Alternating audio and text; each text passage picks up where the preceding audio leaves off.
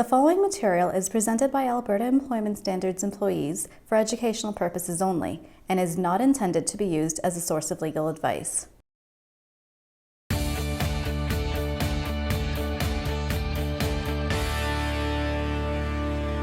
Under the Code, an employer who terminates an employee must give written termination notice. As shown in this table, the amount of notice an employer must provide to an employee is determined by the employee's length of service. The employer may choose to provide termination pay for the required period of notice, or choose a combination of termination notice and pay.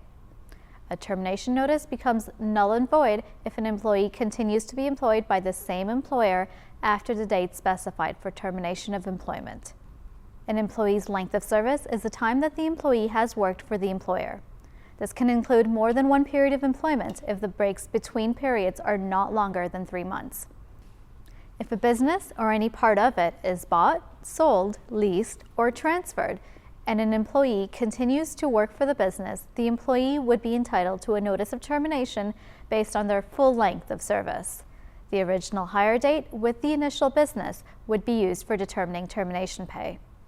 Employers are not required to give termination notice or payment in lieu to employees who are employed on a seasonal basis, and if their employment is terminated on completion of the season, employed for a definite term or task for a period not exceeding 12 months, employed for 3 months or less, temporarily laid off, terminated for just cause, laid off after having refused reasonable alternate employment, not provided with work as a result of a strike or lockout, employed under an arrangement where they may elect to work or not when requested to.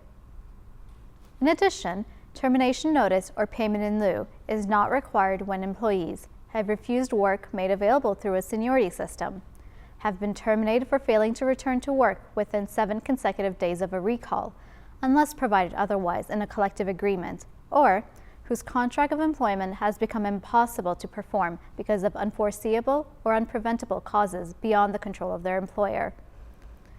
It should be noted that the Code does not cover all scenarios regarding termination.